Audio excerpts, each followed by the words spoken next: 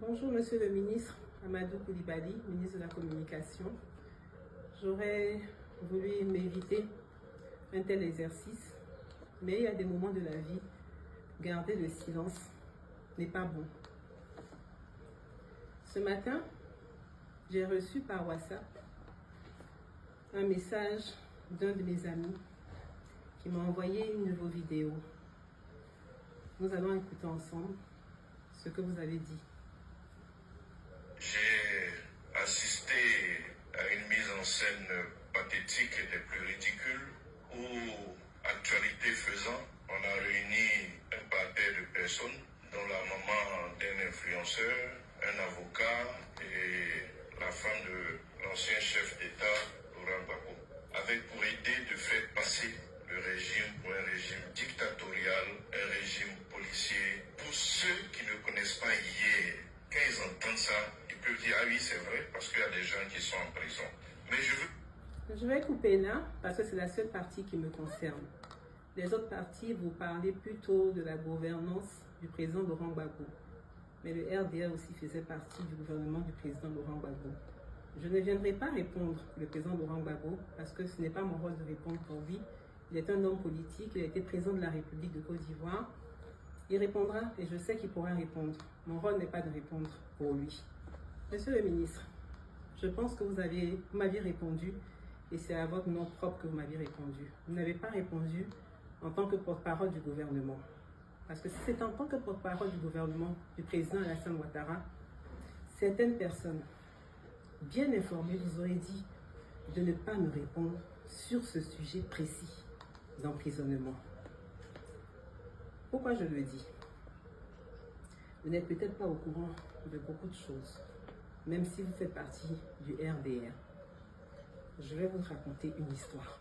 En 1999, je ne sais pas si vous vous en souvenez, quand ils sont venus arrêter les militants du RDR d'alors, les militaires étaient venus justement au siège du RDR à la rue de Pic.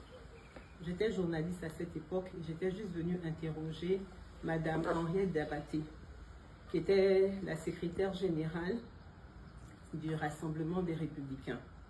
Et nous étions dans ses bureaux quand la police a fait irruption pour pouvoir l'arrêter. Elle a été arrêtée et la deuxième personne qui a été arrêtée, c'était moi. Mais quand moi on m'a arrêtée, j'ai été frappée, molestée, tabassée par les policiers d'alors. Madame Henriette Dabaté a été récupérée, ils l'ont mise dans le fourgon. Ensuite, on m'a jetée aussi dans la voiture des policiers, dans le coffre aussi, avec Madame Henriette Dabaté. Et la troisième personne qui a été arrêtée, c'était le ministre Amadou Coulibaly, paix à son âme. Nous étions trois à avoir été arrêtés. Mais je tiens à faire une précision importante. Je n'étais pas militante du RDR, je ne suis pas militante du RDR et je ne pense pas être un jour aussi militante du RDR. Mon père m'a transmis deux choses. Mon amour pour l'Africa Sport National et mon amour pour le PDCI. Mon père est un militant du PDCI RDA. Donc, à cette époque-là, j'étais donc militante du PDCI RDA, même si je n'avais pas ma carte du PDCI RDA, j'avais de la sympathie pour ce parti politique. Et donc, on était trois, ils nous ont déportés jusqu'à l'école de police.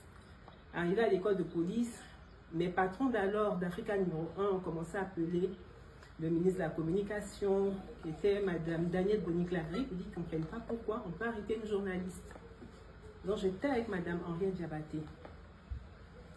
Après les interventions, j'ai pu sortir, mais avant de sortir de l'école de police, tous les autres militants du RDR, qu'on a considérés comme des prisonniers du président Henri Konan Bédié, s'étaient constitués eux-mêmes prisonniers. Ils n'avaient pas été arrêtés.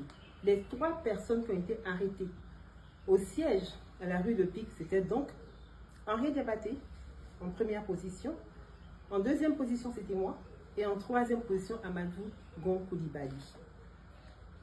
Arrivé à l'école de police, je suis restée quelques heures, mais après des interventions, j'ai pu sortir de l'école de police. Mais avant de sortir de l'école de police, comme j'étais journaliste et que j'avais pu être en contact avec la ministre Henriette Dabaté, elle m'a demandé de faire un certain nombre de choses pour elle. Moi, quand je fais quelque chose pour quelqu'un, je n'en parle pas. Parce que quand tu es éduqué, que tu fais quelque chose, tu dis pas j'ai fait ça, j'ai fait ça, j'ai fait ça. C'est à la personne de parler. À cette époque, je devais avoir 24 ans, 25 ans. Mais j'étais outrée qu'on puisse arrêter une mère. Je sais ce que j'ai pu faire pour la ministre Henriette Diabaté. Elle est encore vivante, Dieu merci. Elle pourra témoigner. Je ne connaissais pas la maca. Je ne sais même pas ce que c'est que la maca. Mais à cause d'Henriette Diabaté, j'y allais comme une fille l'aurait fait pour sa mère. Ce que vous dites que c'est une scène ridicule ou pathétique, moi j'appelle ça une scène empathique. C'est l'empathie qui m'a poussé à faire ça pour Henriette Diabaté, la ministre Henriette Diabaté. Alors que je n'étais pas membre de son parti politique, je n'étais pas militante de son parti politique. J'étais la fille d'un militant du PDCI RDA. Mais j'estimais qu'on ne pouvait pas faire ça à une maman. Donc j'ai agi comme une fille aurait agi pour sa mère. J'ai fait ça pour Madame Henriette Diabaté. Mais ce que j'ai fait, je ne le dirai pas. Ce que j'ai fait à 24 ans pour une maman, c'est ce que je fais aujourd'hui à plus de 50 ans pour un enfant de 25 ans. Ziggy, là, il a 25 ans aujourd'hui. Moi, j'avais entre 24 et je rentrais dans ma 25e année. Aujourd'hui, je suis une mère. Donc, j'ai agi pour Henriette Diabaté avec le cœur d'une fille. Et aujourd'hui, j'ai agi aussi pour le petit Ziggy, là, avec aussi le cœur d'une maman. Vous avez arrêté le président Laurent Gbagbo, vous ne m'avez pas entendu. Parce que lui, c'est un homme politique. Il sait, il a fait ses choix de vie. Même si je trouvais que son incarcération était injuste. Mais je ne parlerai pas pour lui. Je n'aurais même pas parlé pour le jeune Ziggy, mais c'est un trop-plein. C'est un trop-plein. Quand on a arrêté aussi les Gala Kodebi, les Dosso Charodé, j'ai été écœurée, mais je n'avais pas à parler. Puis bon, je ne suis pas du genre à parler. Mais venez me prendre aujourd'hui et puis me répondre en disant mon nom, monsieur le ministre, on ne le fait pas. Peut-être que vous avez oublié, mais moi quand j'allais au siège du RDR, je vous voyais, et vous savez où moi je vous voyais quand j'étais journaliste. À un moment donné là, il y a la politique, hein, et puis il y a la vie normale. On n'a pas besoin de faire tout ça. On n'a vraiment pas besoin de faire tout ça. Vous m'avez indexé, et puis vous avez cherché à m'attribuer aussi des actions du gouvernement d'alors, gouvernement dans lequel le RDR aussi figurait. Mais le faire, ce n'est pas bon. C'est un fâcheux précédent. C'est un vrai fâcheux précédent. Ce n'est pas bon. Parce que dire aujourd'hui, vouloir m'imputer du moins des actes qui ont été posés par le gouvernement d'alors, cela voudrait dire aussi qu'aujourd'hui, ce qui se passe où des encagoulés rentrent dans des maisons, récupérer des gens qui auraient peut-être posé des actes délictueux, traumatiser les enfants des gens, traumatiser les épouses, en portant des cagoules. Il n'y a pas de raison de s'encagouler pour entrer dans des maisons. Mais je vous le dis, monsieur le ministre, ça fait peur aux enfants, ça fait peur aux femmes. Mais le faire et dire aujourd'hui que moi je sais ce qu'on faisait avant, en voulant m'attribuer les actions du gouvernement d'alors, cela supposerait aussi que la première dame, Madame Dominique Ouattara, est au courant de ce qui se passe. Je ne pense pas.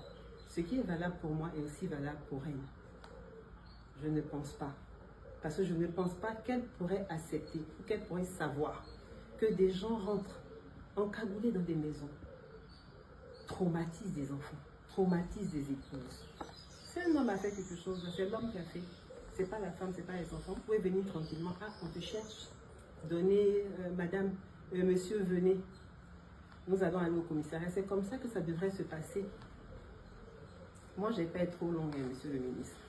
Mais je dis que l'exemple là que vous venez de prendre pour pouvoir m'attaquer ou m'insulter, c'est cet exemple que vous n'auriez pas dû prendre. Vous voulez parler d'humanisme. Quand je faisais les courses de Madame Henriette Diabaté, un 22 décembre 1999, elle avait besoin de quelque chose, ce qu'un enfant aussi aurait pu faire pour une mère. Elle m'avait demandé de le faire. Mais elle m'a demandé de la rejoindre à la PISAM. J'étais étonnée, je me dis pourquoi c'est à la PISAM que je dois la rejoindre alors que en principe elle est à la MACA. J'arrive à la PISAM, je la vois entre le 22 et le 23 décembre. Elle était avec Feu Amadou Gon Coulibaly. Il y avait aussi le ministre Amontano. Et il y avait une autre personne dont je tairai le nom. Parce que cette personne ne fait pas de politique. Et puis je lui ai dit, ah, la tantille, tu fais quoi ici à la PISAM? T'es pas malade? Parce que moi, j'étais inquiète en venant à la PISAM. Elle m'a dit, non, je suis pas malade. Mais le président Henri Konan Bédié m'a dit que ma soeur, je ne peux pas te laisser en prison pendant les fêtes de Noël. Donc, je vais vous envoyer à la PISAM pour que vous puissiez rejoindre vos familles. Et puis, vous allez fêter quand même Noël à la PISAM. Elle était dans une suite. Henri Konan Bédié. Il avait mis Amadou Bon, Henriette Diabaté, d'autres personnes en prison. Mais il s'est souvenu qu'elle était sa sœur. Et il l'a fait sortir discrètement pour qu'elle puisse rejoindre ses enfants. Et pendant qu'on était justement à la PISAM, dans cette suite-là de la PISAM, j'ai commencé à entendre des coups. Je pensais que c'était des coups de pétard. Et puis j'ai dit, ah, c'est Banger. L'un d'entre eux m'a dit, c'est pas Banger. C'est des coups de feu, des coups de fusil. Et la personne a dit à la ministre Henriette Diabaté, nous allons vous ramener à la MACA.